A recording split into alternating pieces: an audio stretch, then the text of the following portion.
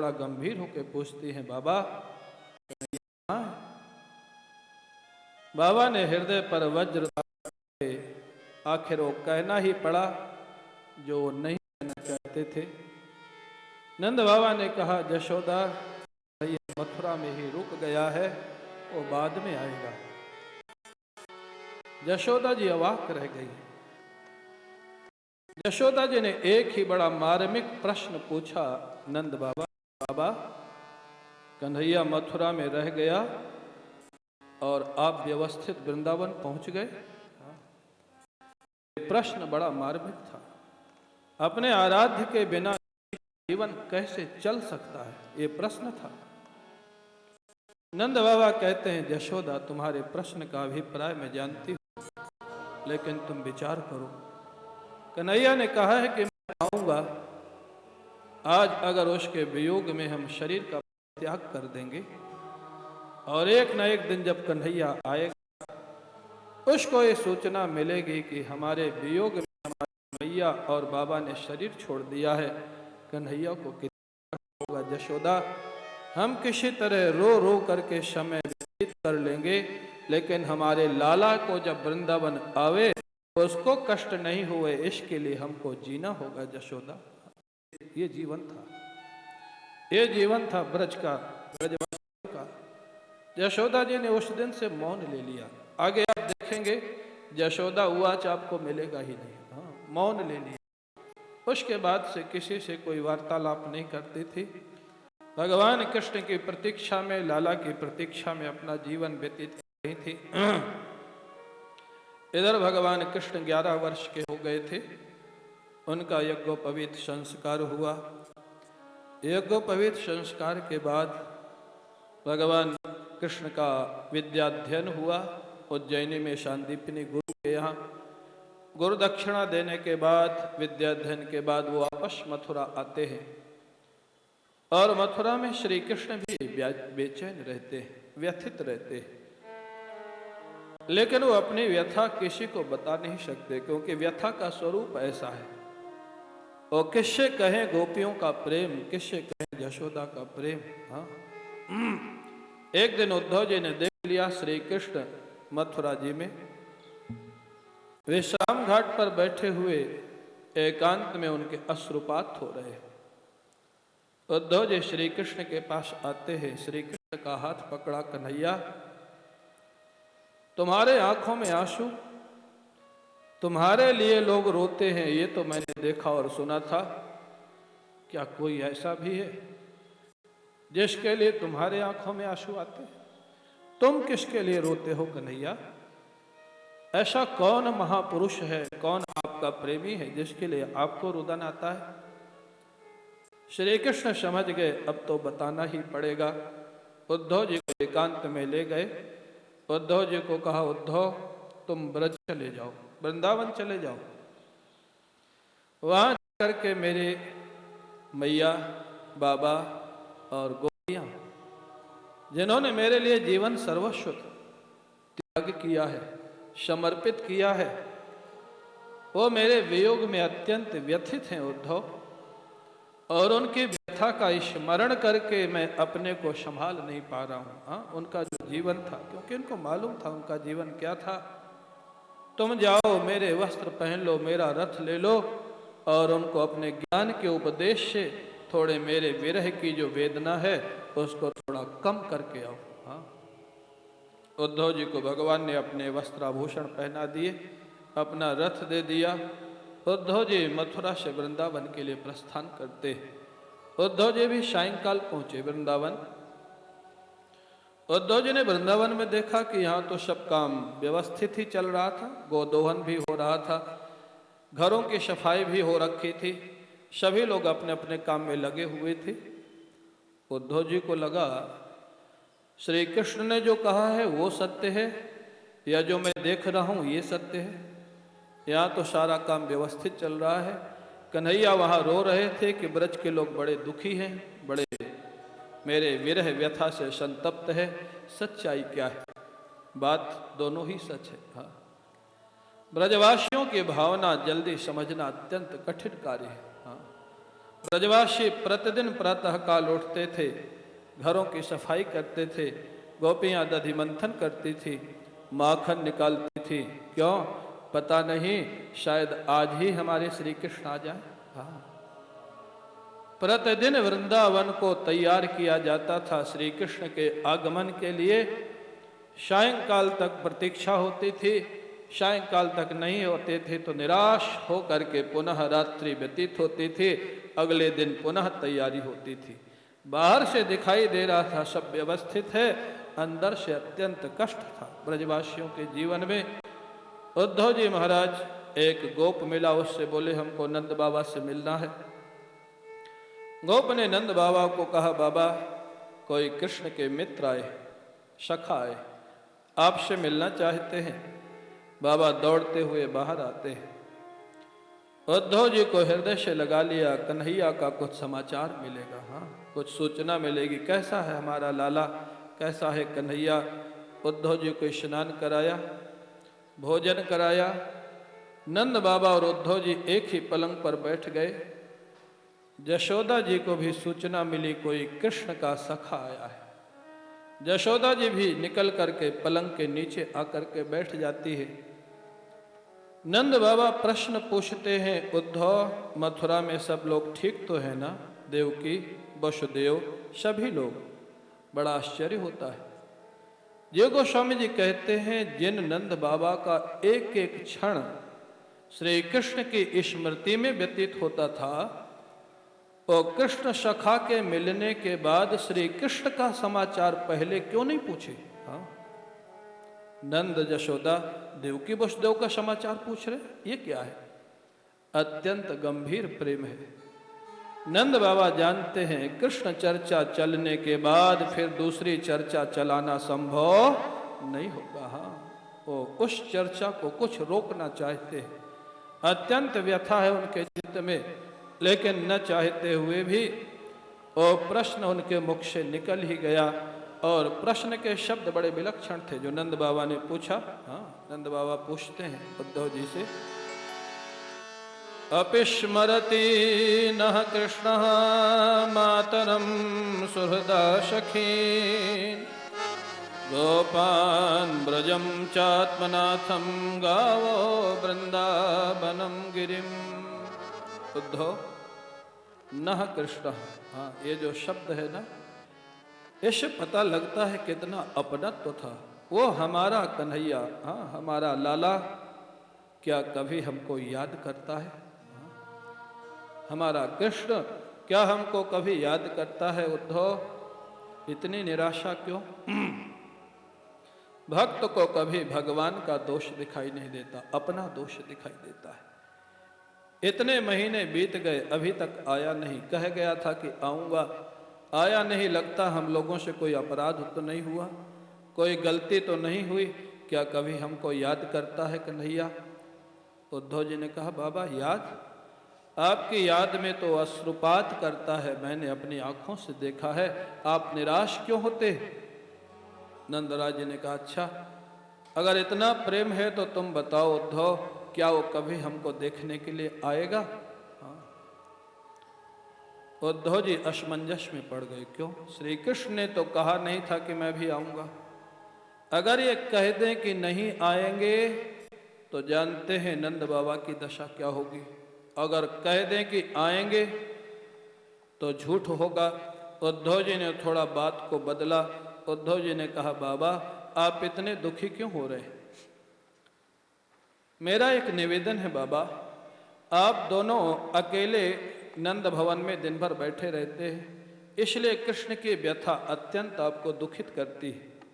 कभी कभी आप जमुना जी चले जाएं, कभी कभी गिरिराज जी चले जाएं, कभी कभी वृंदावन के कुंजों में चले जाएं, आपका मन बदलेगा, आपका कष्ट थोड़ा कम होगा। नंद बाबा ने कहा, उद्धव सब कुछ कर लिया है। जमुना जी जाता हूं तो कालिय दमन की लीला आंखों के सामने आ जाती है। गिरिराज जी जाता हूं तो गोवर्धन धरण की लीला सामने आ जाती है। वृंदावन के महाराज कुंजों में जाता हूं तो कृष्ण की बांसुरी याद आती है। उद्धव क्या तुम बता सकते हो इस ब्रज में ऐसा कोई स्थान है जो कृष्ण की विस्मृति कराता हो, स्मृति न कराता हो? हम कहाँ जाएं, क्या करें, हमको समझ नहीं आता है। तो रोने लग गए नंद बाबा और यशोदा मैया।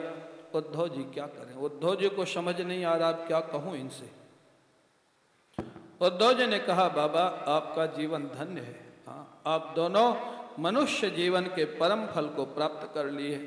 भगवान के प्रेम में जिनकी ये दशा है, जिनकी चर्चा करते करते आपके अश्रुपात हो रहे, इतना प्रेम है, यही शास्त्र में लिखा है, ऐसे मनुष्य का जीवन धन्य हो जाता है, कृतकृत्य हो जाता है। बाबा ने कहा, उद्धव हमको तुम धन्य कह रहे हो, कृष्ण जैसा पुत्र जिसको मिला और उसका भी वियोग हो गया, उसको कोई अगर धन्य कहे तो ये बुद्धिमानी होगी या बेवकूफ़ी होगी। हाँ, लगता है उद्धव तुमने शास्त्रों को पढ़ा है, लेकिन हृदय में अभी तुम्हारे प्रेम का अनुभव नहीं हुआ। और बात तो सच थी। हाँ, उद्धव जी फिर मौन। आज पहला अवसर है उद्धव के सामने जब उनको किसी प्रश्न का जवाब नहीं आ रहा है। हाँ, एक तरफ प्रेमी है, एक तरफ शास्त्र का पंडित है, बहुत बड़ा पंडित है। हाँ, लेकिन ब्रजवासियों के प्रश्नों का जवाब नहीं आता है। रात्रि भर उद्धव जी समझाते रहे, नंद बाबा कोई जवाब नहीं दे रहे। प्रातः काल हो गया, समझाते समझाते परिणाम कुछ नहीं निकला। उद्धव जी प्रातः काल चले जाते जमुना स्नान के लिए। गोपियां प्रातः काल उठ जाती हैं, दीपक जलाती हैं, घरों की सफाई करती हैं और उसके बाद दधि मंथन प्रारंभ कर देती हैं, कृष्ण लीलाओं का गान करती हुई। हाँ, दधि मंथन और कृष्ण लीलाओं का गान इतना भावपूर्ण था, भागवत में लिखा है उद्धव जी को जो संध्या बंदन कर रहे थे वो विस्मृत होने लग गया इनके गान को सुन करके। कृष्ण लीलाओं का गान इतना भावपूर्ण था। उद्धव जी जमुना जी से वापस आ गए जहां गोपियां कृष्ण लीलाओं का गान कर रही थी। गोपियों ने देखा ये रथ तो वही है, हाँ, जिसमें कृष्ण बलराम को अक्रूर ले गया था। क्या अक्रूर फिर आया है? पास में उद्धव जी के आने के बाद देखा ये अक्रूर तो नहीं है, भगवान कृष्ण के वस्त्र पहने हैं, आभूषण पहने हैं, लगता है कोई कृष्ण का नजदीकी है, उनका कोई सखा है। गोपियों ने घेर लिया। गोपियों ने कहा, हम ये तो समझ गए कि आप कृष्ण के कोई दूत हैं, लेकिन आप बताइए आप वृंदावन कैसे आए? श्री कृष्ण का नाता तो वृंदावन से समाप्त हो गया है, अब श्री कृष्ण के यहाँ कोई नहीं है। हाँ, अगर कोई होता तो कह के गए थे कि मैं आऊंगा और अभी तक लौट के नहीं आए। हाँ, तुमको यहाँ किस लिए भेजा है?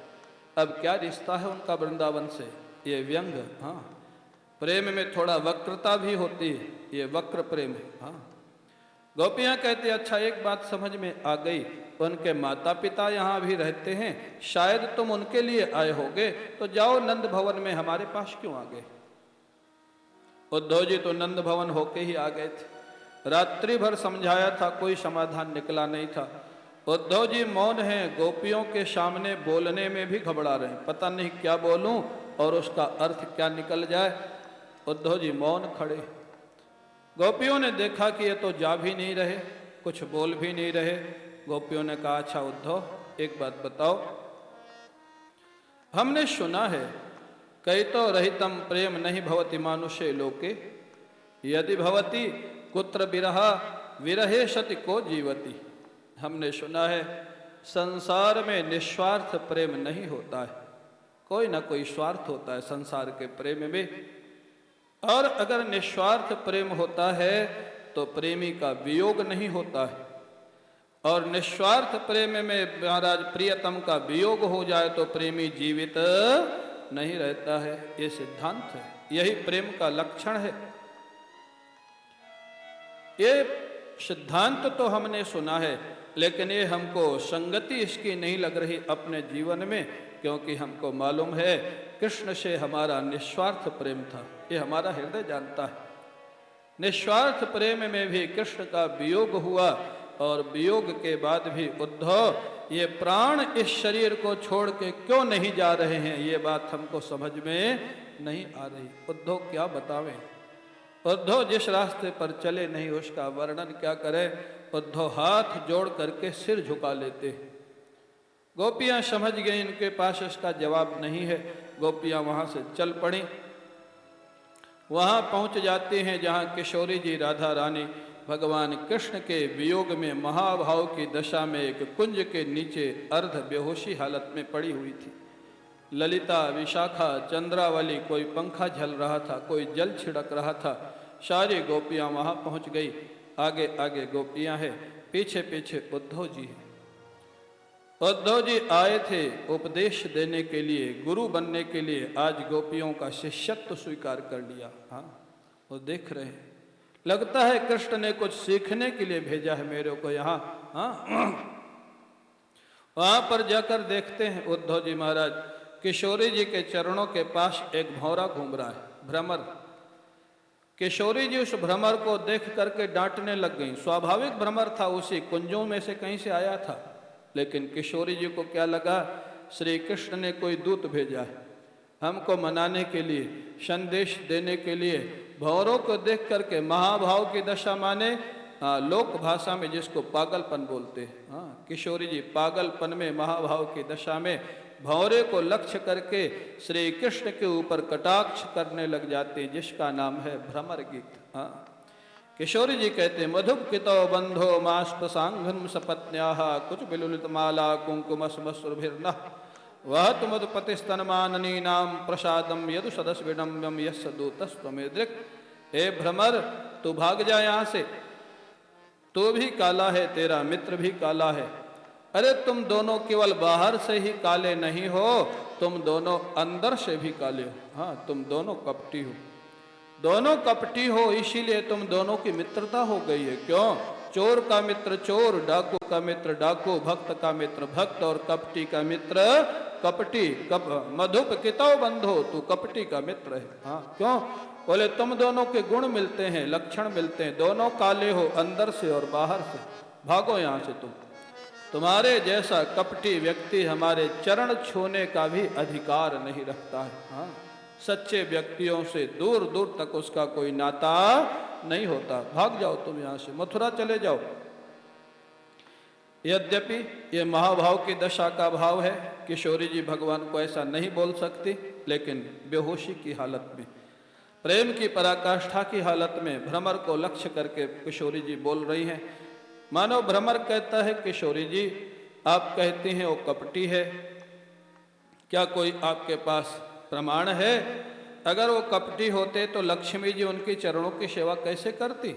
परिचरति कथम तत्पाद पद्मम तु पद्मा। किशोरी जी ने कहा यही सबसे बड़ा कपट है उसका। सबसे पहले उसने लक्ष्मी को ही अपनी चरण सेविका बनाया है। क्यों? जिससे बाद में और किसी को धोखा दे, अगर कोई आरोप लगावे तो कह सकेगा अगर मैं धोखेबाज होता तो लक्ष्मी मेरे चरण की सेवा नहीं करती। यही सबसे बड़ी चालाकी है उसकी, बहुत बड़ा कपटी है, उसको समझना बहुत कठिन काम है। भ्रमर ने कहा ये आपकी भावना भी हो सकती है और सत्य भी हो सकता है, असत्य भी हो सकता है। क्या आपके पास कोई प्रमाण है आपके अलावा जिसने उसको और किसी को धोखा दिया हो? किशोरी जी ने कहा प्रमाण? किस किस युग का प्रमाण बताऊं तेरे को? बता। सतयुग का बताऊं, त्रेता का बताऊं, द्वापर का बताऊं?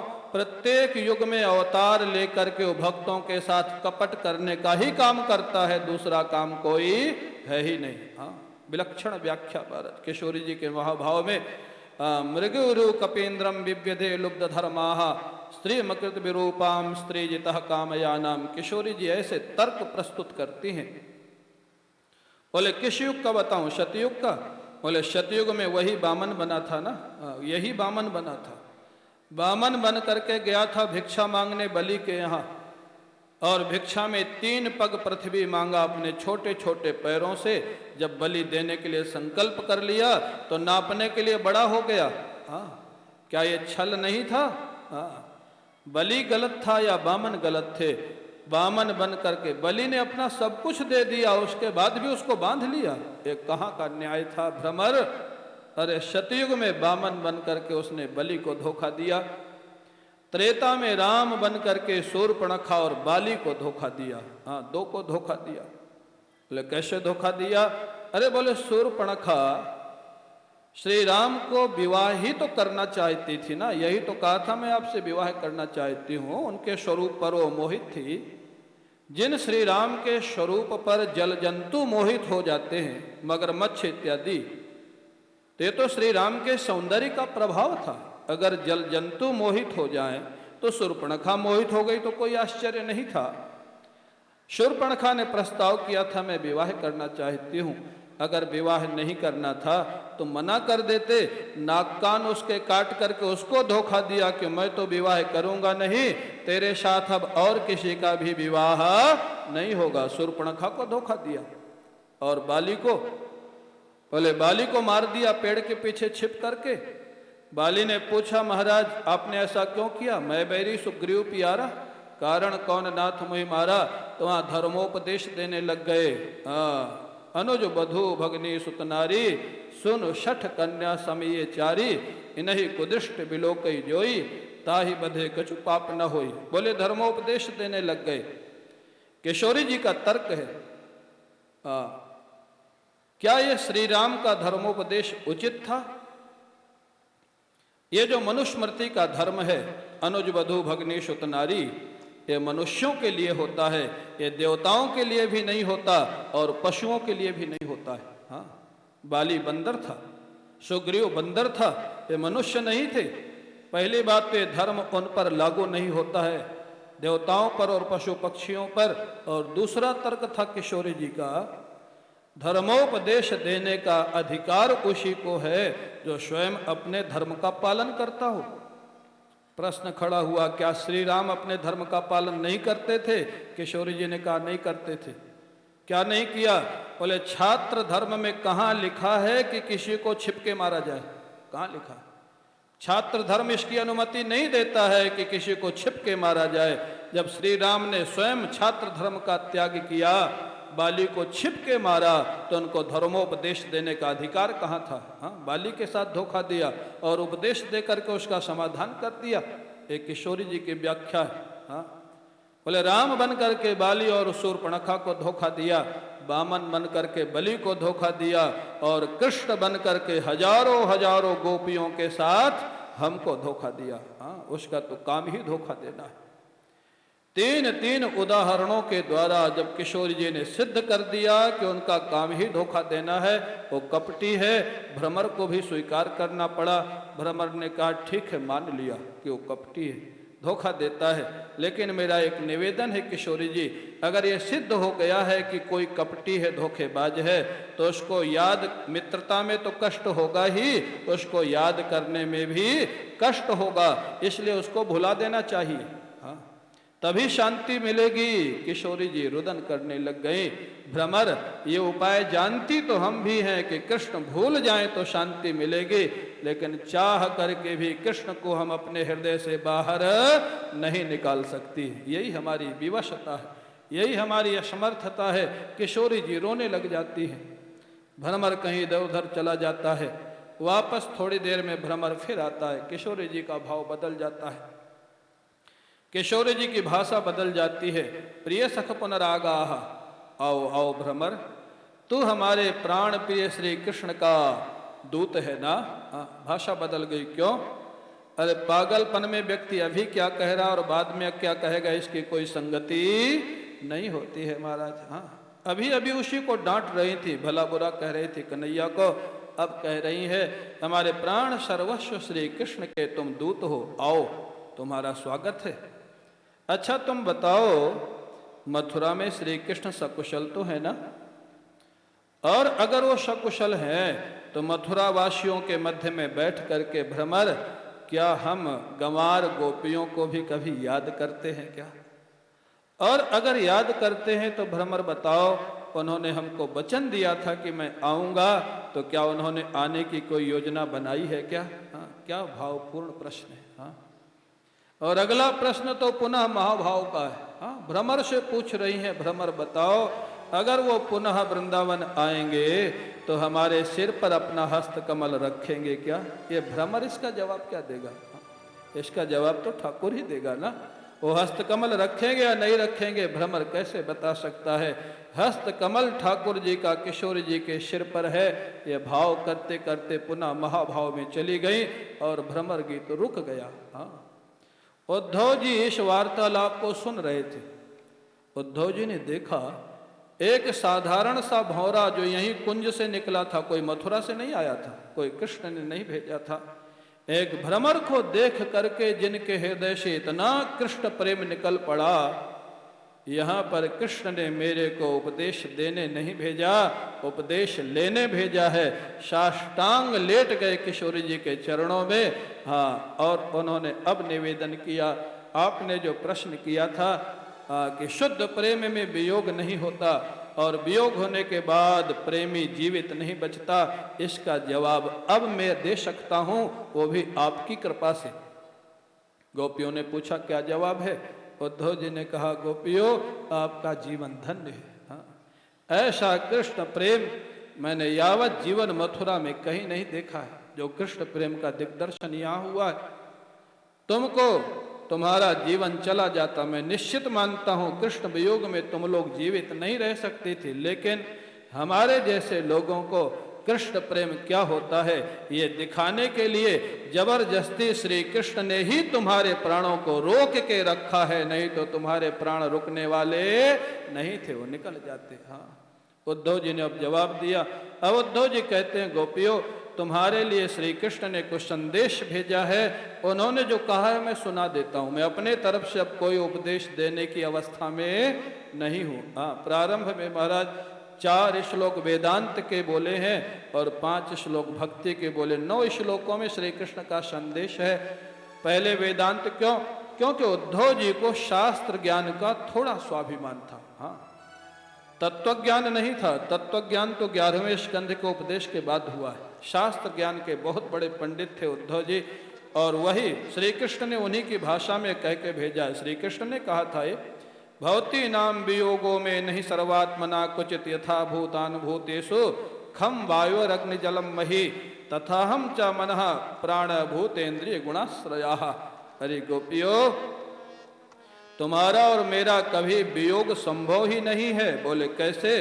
बोले जैसे 5 भौतिक पदार्थों का पंचभूतों से कभी वियोग नहीं होता है, जैसे घट का मिट्टी से कभी वियोग नहीं होता, आभूषण का स्वर्ण से कभी वियोग नहीं होता, कपड़े का सूत से धागा से कभी वियोग नहीं होता, ऐसे ही किसी का वियोग परमात्मा से नहीं होता। तत्व दृष्टि से कभी, क्योंकि परमात्मा व्यापक है, सबके हृदय में आत्मा के रूप में विद्यमान है। महाराज ये उपदेश जब उद्धव जी सुना रहे थे, यद्यपि श्री कृष्ण ने कहा था वही सुना रहे थे, अपने तरफ से नहीं सुना रहे थे। गोपियां आश्चर्यचकित होकर देख रही है, ये क्या सुना रहे? उनका कभी वियोग नहीं हो सकता तो वियोग किसका हुआ है? हाँ, उनसे कभी कोई अलग नहीं हो सकता तो हम तो अलग हैं। हाँ, महाराज ये कोई उपदेश बहुत आश्चर्यचकित दृष्टि से गोपियां सुन रही थी। ये सुना क्या रहे? उद्धव जी को हो क्या गया? हाँ, उसके बाद जब उन्होंने भक्ति का उपदेश सुनाया, यत्तो हम भवती नाम वही दूरे वर्ते प्रियो दृशाम। अरे गोपियों मैं जानबूझ करके तुमसे थोड़ा दूरी बना करके रह रहा हूं। क्यों?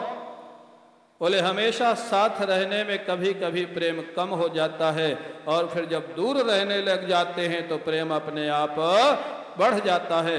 तुम्हारा प्रेम और बढ़े और कृष्ण प्रेम क्या होता है सारा संसार तुम्हारे जीवन से सीख ले, इसीलिए मैं तुमसे थोड़े दिन के लिए दूर हो गया हूं। ये जैसे भाव सुनाया उद्धव जी ने, गोपियां गदगद हो गई। अरे श्री कृष्ण हमसे दूर भी हैं तो हमारी भलाई के लिए, हमारे उद्देश्य से हमको याद करते हैं। गोपियां हमारा थोड़ी देर के लिए प्रसन्न हो गई, पुनः रोने लग गई। जीव गोस्वामी जी ने तो एक बात बड़ी सुंदर लिखी है भावपूर्ण, बोले गोपियां जब भी कृष्ण वियोग में रोने लग जाती थी, उद्धव जी इन्हीं 9 श्लोकों का पाठ करने लग जाते थे। हाँ, क्यों? इन्हीं से थोड़ा सांत्वना मिली थी महाराज, और कोई उपाय उनके पास नहीं था। जानते हो उद्धव जी वृंदावन में रुक गए, मथुरा जाना ही भूल गया। ये है प्रेम का स्वरूप। हाँ, भूल जाए सब कुछ, घर बार परिवार, उसी का नाम प्रेम है। अरे श्री कृष्ण के दूत थे भगवान के, किस लिए आए थे ये भूल गया, और कहाँ जाना है ये भी भूल गया। वृंदावन में ही रह गए, गोपियों के साथ रोज कृष्ण लीला स्थलियों का दर्शन करते थे। यहाँ क्या हुआ था, यहाँ क्या हुआ था, फिर आगे क्या लीला हुई थी, ये करते करते जानते हो कितने दिन व्यतीत हो गया। 10 महीना उद्धव जी वृंदावन में ही रह गए, 10 महीना। हाँ, भागवत में लिखा है उवास कतचिन मासान, कुछ महीने रहे। जीव गोस्वामी जी महाराज कहते उवास 10 मासान, 10 महीने रह गए। अचानक स्मरण आया, अरे मैं तो यहाँ आया था संदेश देने, और वापस श्री कृष्ण को संदेश वापस देने के लिए मेरे को क्या हुआ, जाना होगा, न चाहते हुए भी जाना होगा।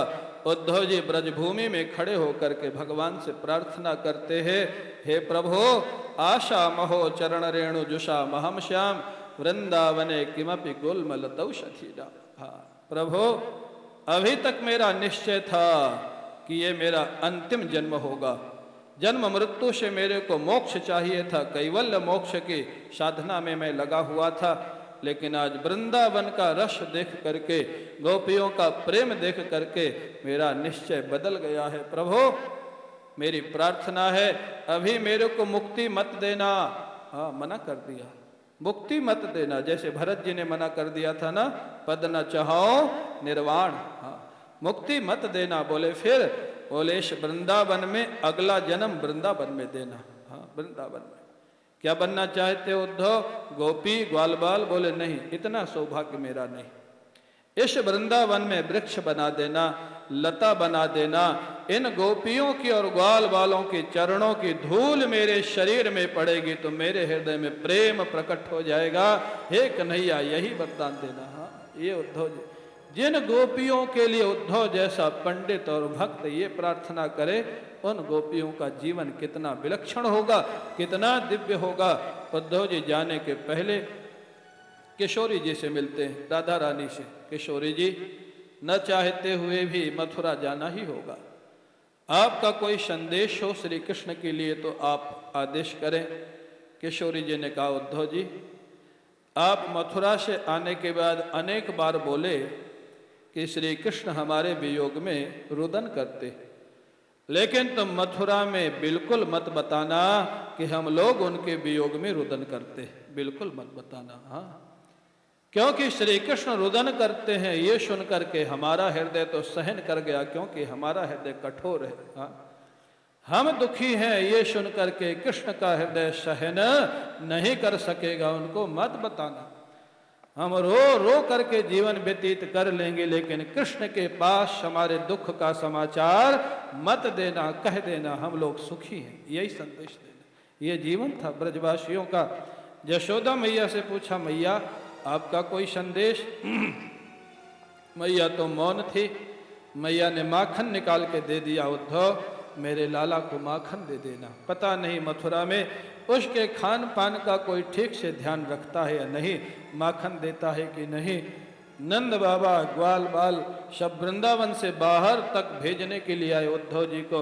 उद्धव जी महाराज सबसे विदाई लेके प्रणाम करके मथुरा जी पहुंच गए। मथुरा में जब श्री कृष्ण मिले, 10 महीने बाद आए हैं, श्री कृष्ण तो समझ गए, उद्धव जी रुक गए, इसका मतलब मेरा उद्देश्य पूरा हो गया, इसीलिए भेजा था। प्रेम क्या है, श्री कृष्ण क्यों रोते थे, यही प्रश्न था उद्धव जी का। उद्देश्य नहीं समझते, उन्होंने दिखा दिया ब्रजवासी क्या है जिनके लिए मेरे को रोना आता है।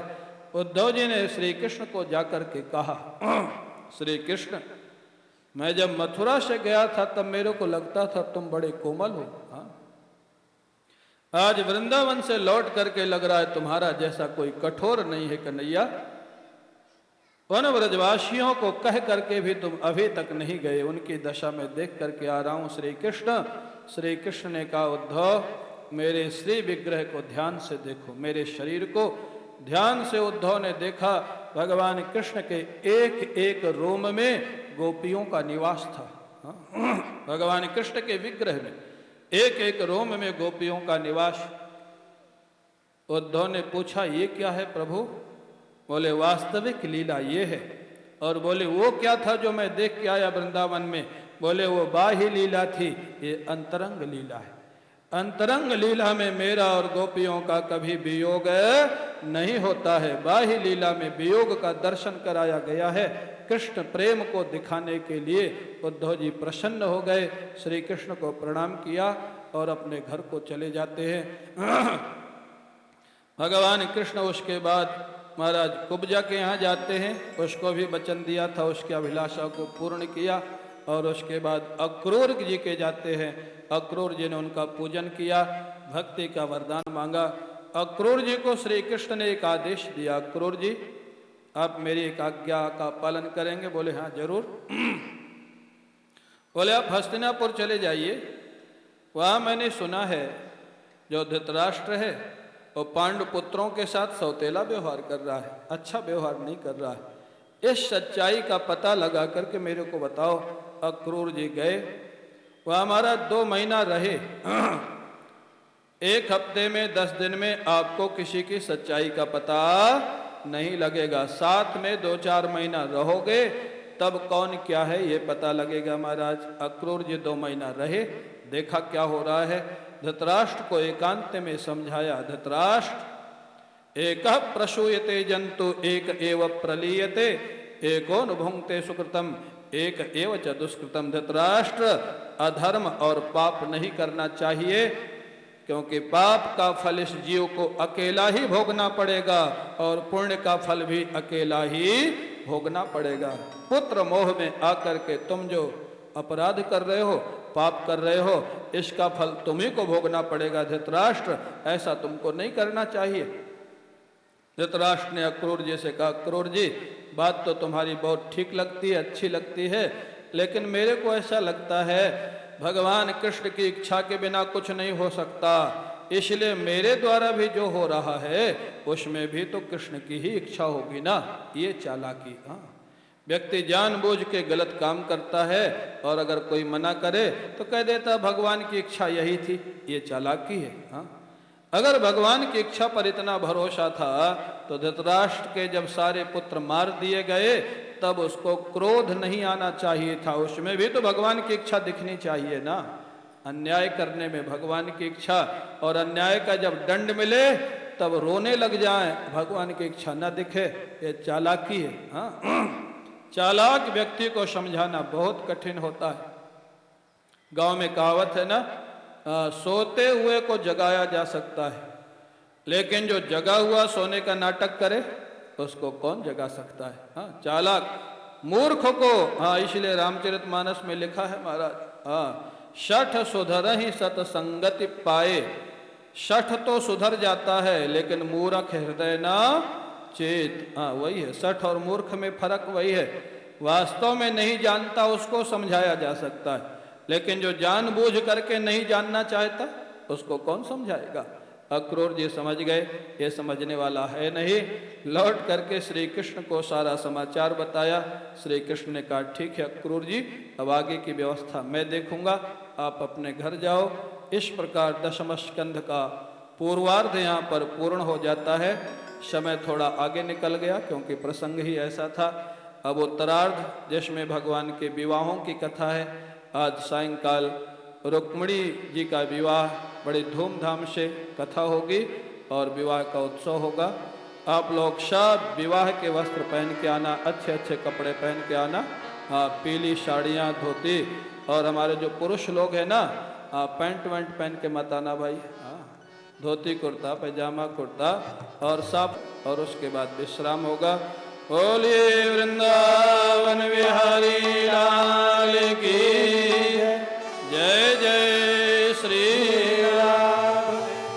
जय राधे राधे गोविंद गोविंद राधे। जय राधे राधे गोविंद गोविंद राधे। श्री राधे राधे गोविंद गोविंद राधे।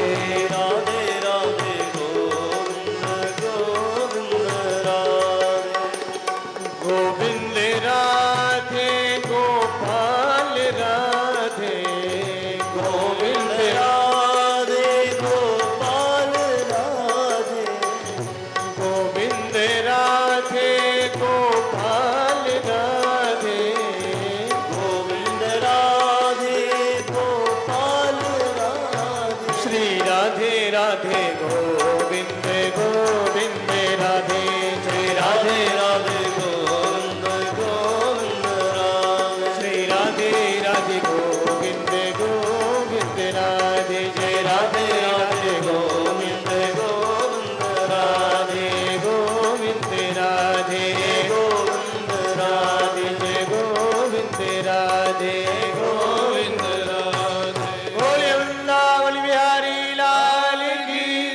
भागवत भगवान की जय। जय जय